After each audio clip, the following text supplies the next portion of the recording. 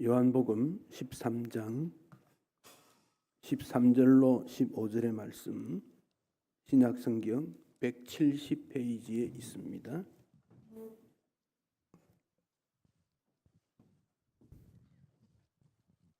요한복음 13장 13절입니다. 함께 말씀을 읽겠습니다. 너희가 나를 선생이라 또는 주라 하니 너희 말이 옳도다. 내가 그러하다. 내가 주와 또는 선생이 되어 너희 발을 씻었으니 너희도 서로 발을 씻어주는 것이 옳으니라.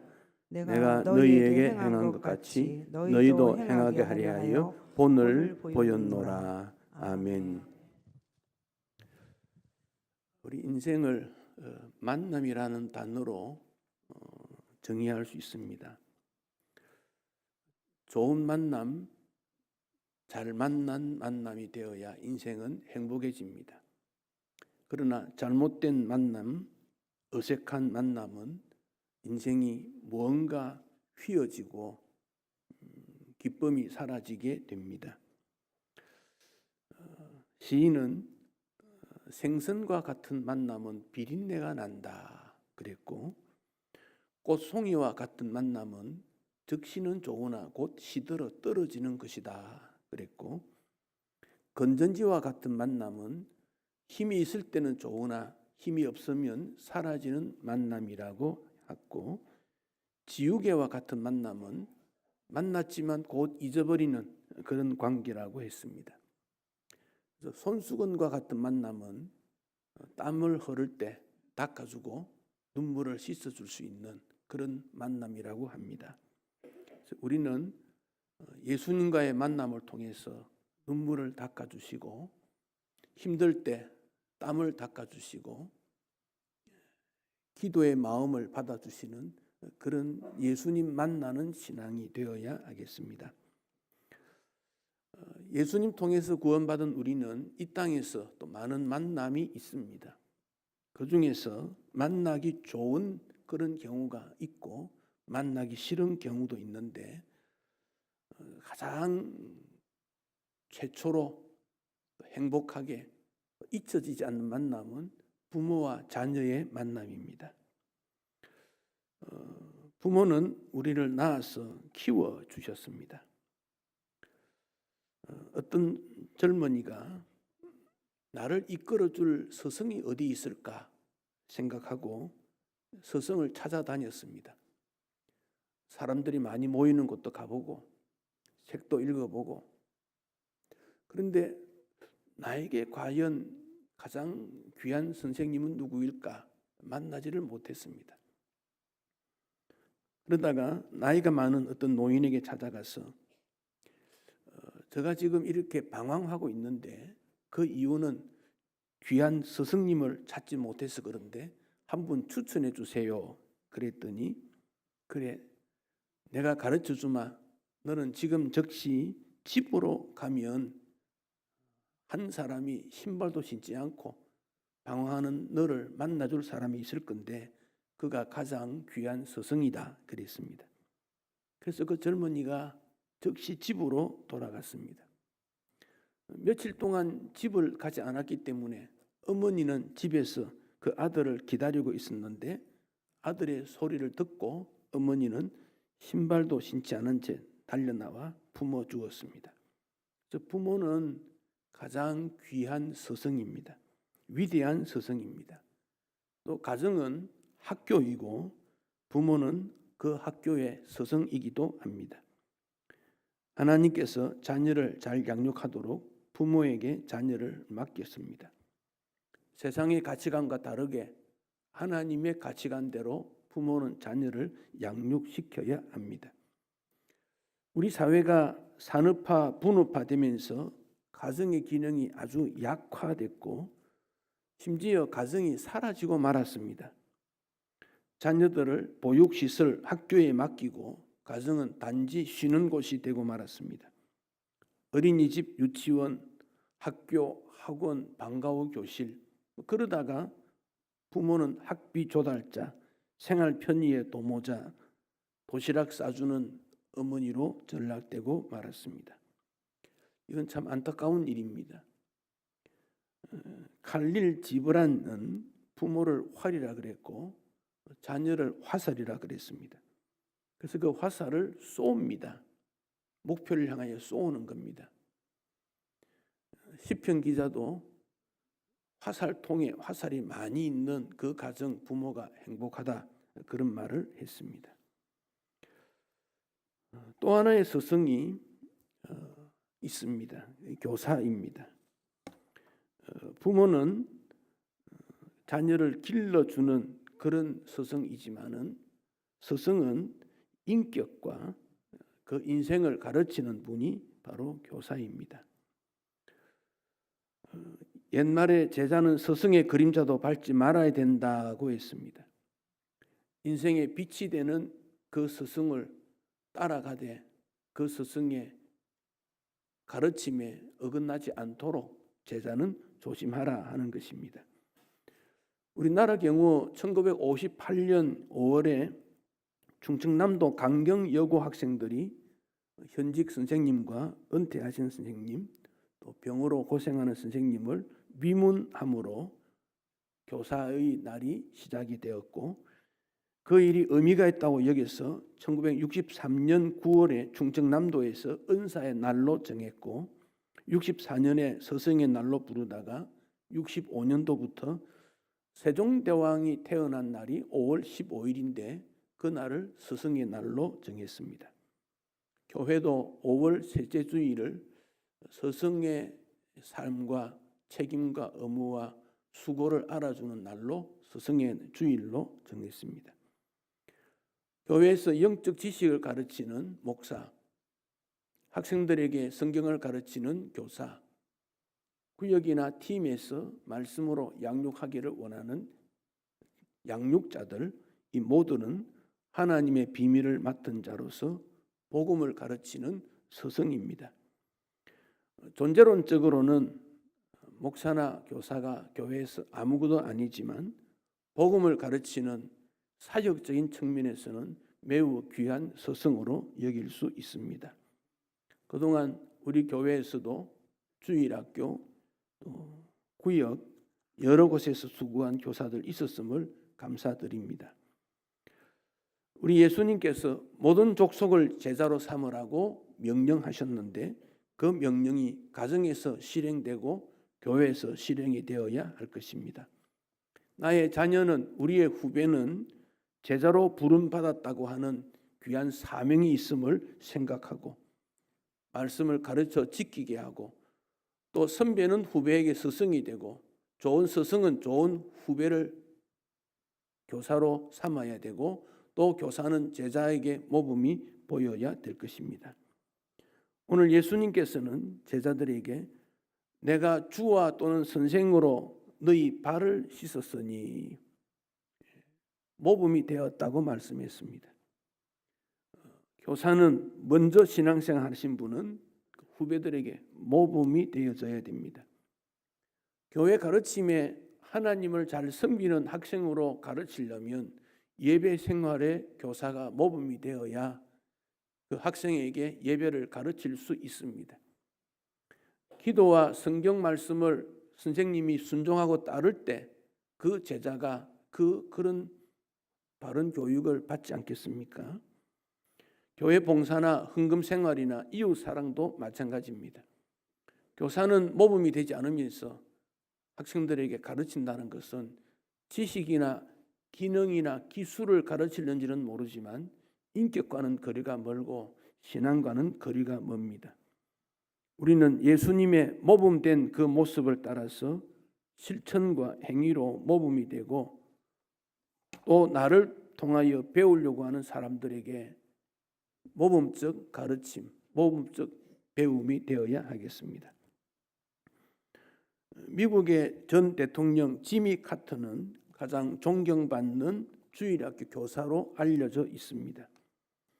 그는 애틀랜타에서 자동차로 3시간 정도 떨어진 플레인스라고 하는 인구가 700여 명 되는 작은 마을에 살았습니다. 그는 삶이 아무리 바빠도 주일이 되면 의뢰의 학생들을 가르친 성실한 교사였습니다. 어떤 분이 지미 카트가 출석하는 교회를 방문했습니다. 대통령의 고향에 찾아오심을 환영합니다 하는 입간판을 보았고, 지미 카트 대통령이 1981년부터 마라나타 침례교회 주일학교의 교사였는데 20대부터 80대까지 약 300여 명의 교인들이 교회에 모였습니다. 그날도 지미 카트 전 대통령이 예배드리러 참석하니까 사람들이 박수로 격려를 했습니다. 지미 카트는 그렇게 하지 말라고, 나는 예배드리러 왔다고 그랬지만 사람들은 그를 격려하는 박수를 쳤다고 합니다. 그가 보여준 모범이 사람들에게 본이 되었기 때문에 그를 격려했다고 생각이 듭니다. 우리도 가르쳐준 교사에게 박수로 격려하고 우리도 그런 삶을 살겠다는 다짐으로 좋은 만남이 되어야 하겠습니다.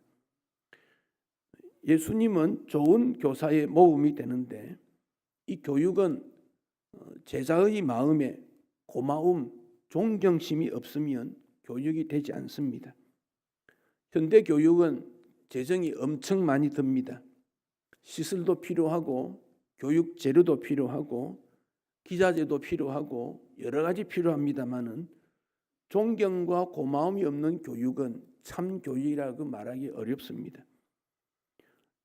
오늘의 시설이 교재가 부족해서 교육이 안 되는 게 아닙니다. 선생님의 존경받음이 없고 고마움이 없고 학생의 마음에도 그런 일이 없기 때문에 지금 이루지 못하는 안타까운 일입니다. 한국교육개발원 통계에 의하면 2018년도부터 명예퇴직 교사에 대한 숫자를 내었는데 전체 퇴직자 중에 55%가 명예퇴직자라고 합니다. 중학교는 63%, 초등학교는 59%, 고등학교도 46%.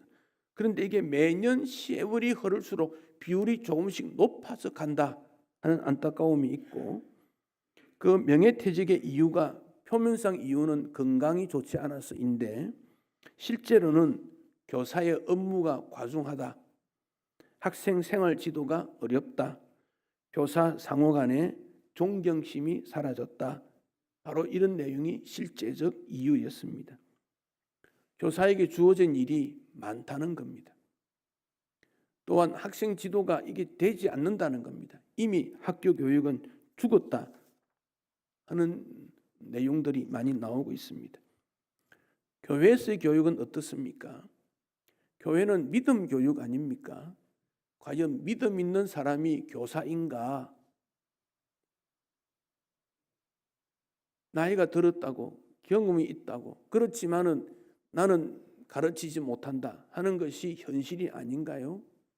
또 아이들도 믿음을 제대로 배우지 못하는 이것 때문에 미래의 한국 교회가 어둡다는 것을 우리가 알고 있습니다. 세계에서 제일 우수한 민족을 유대 민족이라고 하는데 그 열매가 노벨 수상자의 22%, 480명 중에 93명, 세계 200대 재벌의 15%, 미국의 정치인 10%, 변호사 30%, 그 외에 수많은 교수들, 언론, 예술가, 과학자 최고의 열매를 맺다고 합니다. 민족 수는 얼마 되지 않지만 많은 분야에서 뛰어난 열매를 맺는 것은 그들의 교육이라고 다 평가하고 있습니다. 즉 그들은 교육을 가장 소중하게 여겼고 특별히 교육의 주체자를 선생에게 둡니다. 유대인들의 선생을 랍비라고 말합니다. 선생님으로 번역이 되지만은 그 의미는 위대하신 분, 존경하는 선생의 의미입니다. 정치, 사업, 군인, 관료보다 랍비를 더 중요하게 여깁니다. 그들의 가르침을 기록한 탈무드가 그 나라에서 매우 중요한 책으로 여기고 있습니다. 크네세트라고 하는 유대인 랍비는 국회의원이고 장관이고 박사학위를 받았던 사람이지만 그에게 어떤 직책으로 불리기를 원하느냐 물었을 때 그는 랍비로 불러달라 그렇게 말했습니다. 정치인보다도 어떤 학위보다도 경제적인 부유함보다도 가르치는 교사였다는 것이 가장 명예롭고 권위를 가지고 있는 사회이기 때문에 그렇습니다. 우리나라 사회와 좀 차이가 나는 것이지 않겠습니까? 특별히 이 존경과 고마움이 없는 교육은 기술, 단순한 기능에 불과합니다. 목사라는 명칭에도 영어의 단어 몇 가지 있는데 그 중에 레버렌트라는 단어는 존경한다는 의미가 들어 있습니다. 미니스터라는 봉사자라는 개념도 있고 성직자라는 패스토린 단위도 씁니다. 그러나 레버렌트 말을 제일 많이 사용합니다. 존경받는다는 말이 없으면 그 사회가 존경의 문화가 사라집니다. 이미 우리나라의 이 존경 문화가 많이 무너졌지 않습니까? 교사를 존경하는 일이 우리 사회에서 희미해졌습니다. 미국 루지애나 주의 유치원부터 초등학생들에게 선생님에게 반드시 Sir, 선생님 이렇게 호칭하라 그랬습니다. 상당한 시간이 지났더니 학생들의 그 생활이 좋아지고 질이 높아졌고 사건 사고가 줄어들고 학습 능력이 올라갔다고 합니다. 우리나라 어느 기독교 대학에서는 그 교정에 들어가서 모든 어른들을 보면 학생들에게 반드시 인사를 가르쳤습니다. 그가 누군지 모르지만 어른이기 때문에 인사하는 그 문화를 정착했더니 대학생들의 인격이 좋아졌고 취직률이 높아지고 성실한 회사원으로 인정을 받고 동료와 좋은 관계였다고 평가를 받아서 그 회사 졸업생들을 우선 취업할 수 있도록 했다는 겁니다. 예절 교육이 그런 열매를 맺게 된 것입니다. 존경심과 고마움은 예절 교육인데 예의를 다해서 표현하는 것. 이게 우리 문화에도 정착되어야 할 내용으로 생각이 듭니다. 오늘의 교사에게 부도덕한 돈벌레, 돈을 주면 평가를 잘해주는 사람, 이렇게 된다면 과연 교육이 어디로 가는 것이겠습니까? 주일학교 교사는 섬김이 중에 천한 낮은 봉사가 아닌가 이렇게 생각하고 젊은이들이 하는 것으로 생각하는 것은 잘못된 평가입니다.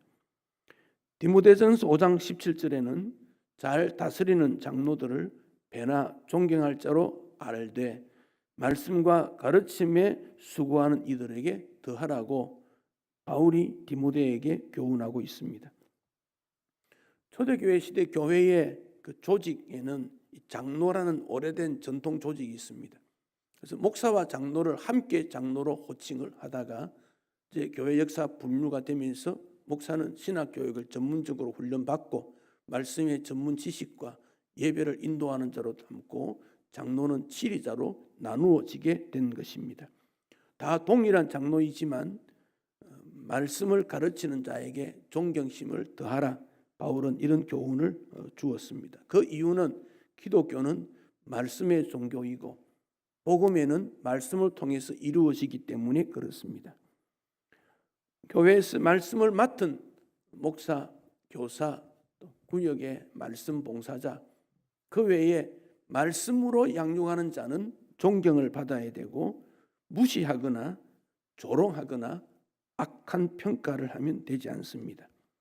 교회의 전통에 따라서 그 봉사자들을 존중히 여겨야 합니다. 어느 일간지에서 초등학생들에게 좋아하는 선생님과 싫어하는 선생님을 조사하고 일본의 경우와 비교를 했습니다.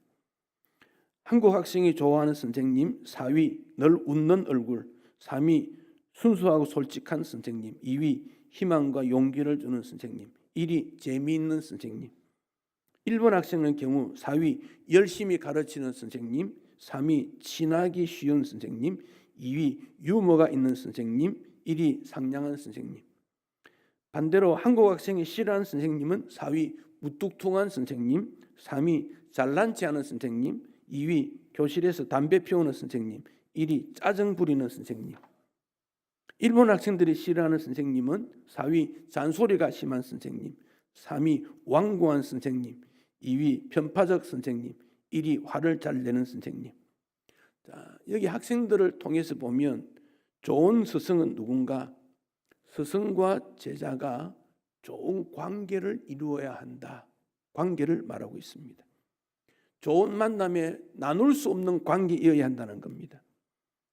로엘 하우의 대화의 기적이라는 책에서 로엘 하우는 사람은 두 가지 수단으로 대화를 하는데 첫 번째가 말이고 두 번째는 관계다. 그렇게 말했습니다.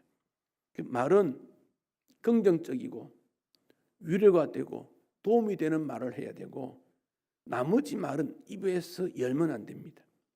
칭찬의 말을 하고 좋은 격려의 말을 하도록 습관화되어야 됩니다. 그런데 우리의 문화가 영화나 TV에서 나오는 문화가 어떻게 하든지 말로 상대방을 굴복시키고 윽박 지르고 말을 잘하는 사람이 인기가 있다는 문화 때문에 좋은 말, 격려하는 말, 칭찬하는 말이 하면 이거는 마치 굴종적인 것처럼 된 문화는 크게 잘못된 일입니다. 대화에 있어서 기술이 꼭 필요합니다. 또 하나가 관계입니다. 왜냐하면 인간 장벽이 너무 많기 때문에 그렇습니다. 인종, 언어, 문화, 수많은 장벽들이 있습니다. 경제적인 것, 지식적인 것, 전부 외모입니다. 하나님의 세상에는 장벽이 없습니다. 우리 주님이 우리와 가까이 갈 수 없는 큰 장벽을 무너뜨리고 이 땅에 오셨지 않습니까?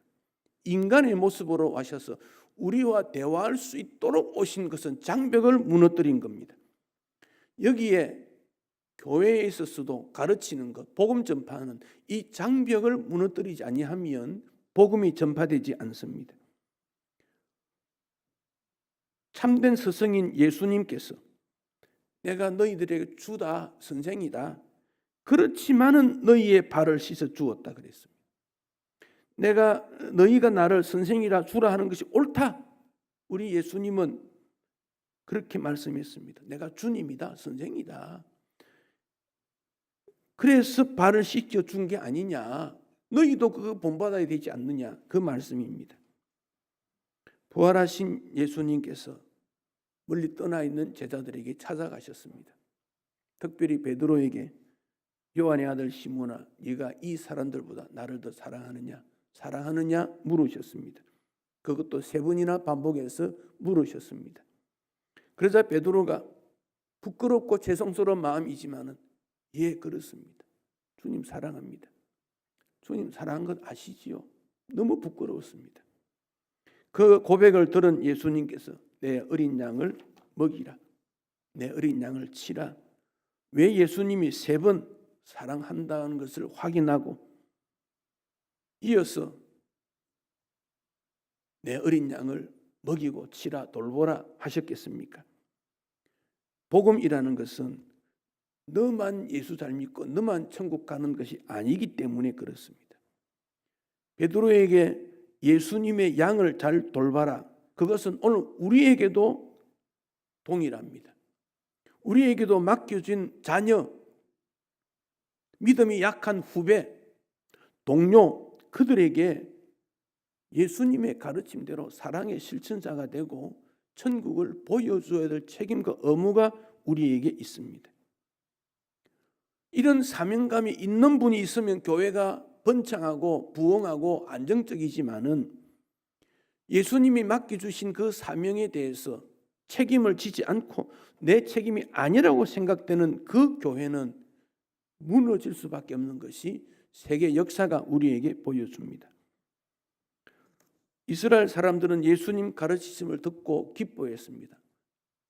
지금의 바리새인 서기관들 가르침과 다르다.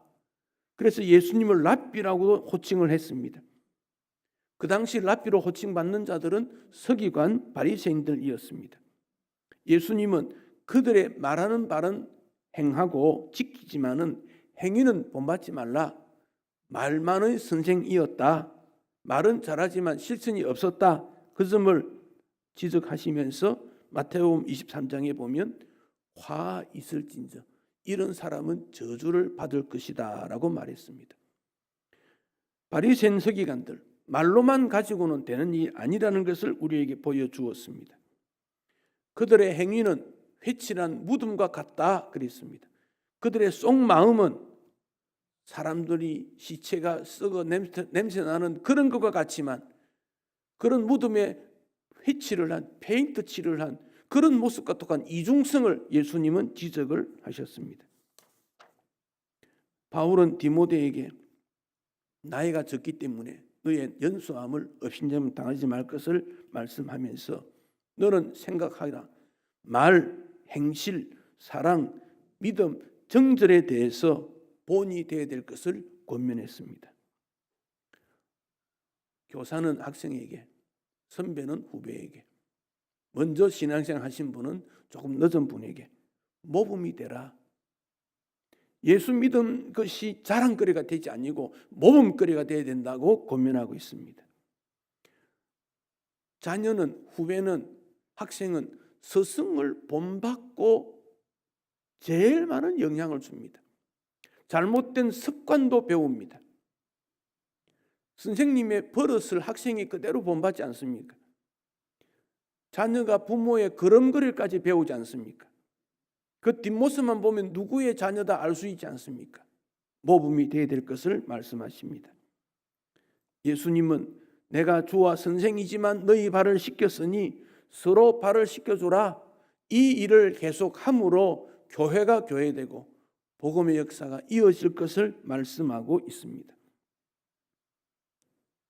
요즘 교육은 한 걸음 더 나아가서 감동교육이라는 말을 사용합니다. 인간의 이성과 경험을 강조하는 지적 교육으로 끝나는 것이 아니라 감동을 주어야 한다는 겁니다. 금덩어리 하나가 감동이 안 될 수 있으나 냉수 한 그릇이 감동이 되는 것은 마음을 주었기 때문입니다. 이전에 교회가 환경이 좋지 아니하고 선생님의 지적 수준도 모자랐지만 거기서 배웠던 선생님은 그 학생들은 선생님에게 감동을 배웠기 때문입니다. 그 선생님의 마음을 당한 열정, 마음으로 다가온 것, 거기에서 감동을 받은 겁니다. 그리스도인이 불신자와 뭐가 다릅니까? 복음이 있다면 그 복음이 주는 감동이 달라야 된다는 겁니다. 감동이 무엇입니까? 함께 느끼는 겁니다. 나와 너는 함께 하나님의 나라를 이루고 함께 사랑하고 함께 슬퍼하고 함께 하는 거다. 이 감동입니다. 이질감, 거부감, 이것은 감동을 주지 못합니다. 어머니가 자녀를 대할 때 너 참 수고한다. 부모가 너를 위해 수고하는 것, 그와 같이 너도 부모를 위해 앞으로 세상에 수고할 거 아니냐. 감동이라는 겁니다. 함께 죽고 함께 사는 겁니다. 이 감동이 끊어지면 관계는 이루어질지 몰라도 바른 진실한 정직한 마음과 마음이 이어지지를 못합니다. 아버지와 아들이, 시어머니와 며느리가 왜 갈라집니까? 감동의 모습이 이루어지지 않기 때문에 그렇습니다. 사진을 잘 찍으려면 그 빛에 대한 예민함이 있어야 됩니다. 자연 속에서 빛이 비칠 때 햇빛이 어느 방향으로 오는가, 어떻게 반사되는가에 따라 카메라를 잘 조작해야 됩니다. 구름이 가득해서 햇빛이 없을 때도 희미한 빛을 통해서 사진을 찍습니다. 예수 믿는 사람은 천국으로부터 주어지는 이 은혜와 사랑의 감동이 주어지지 아니하면 사랑의 실천자가 될 수 없고 교육도 이루어지지 않고 신앙생활이 이루어지지 않습니다. 그러므로 우리는 위의 것을 생각하고 땅의 것을 생각하지 않아야 됩니다. 우리의 섬김이 위의 것을 바라보기 때문에 그렇습니다. 교회 교육은 말할 것도 없습니다. 16세기 설교자, 순교자였던 존 브래드포드라는 분은 이렇게 말했습니다. 내 영혼아 고개를 들어라. 위를 보라는 겁니다. 하늘과 하늘에 있는 것을 생각하고 날아오라라. 이 땅에는 수고와 시련, 슬픔과 재앙, 불안과 죄의 문제로 두려움, 파괴적 허영밖에 없다. 이곳을 너의 것으로 삼지 마라.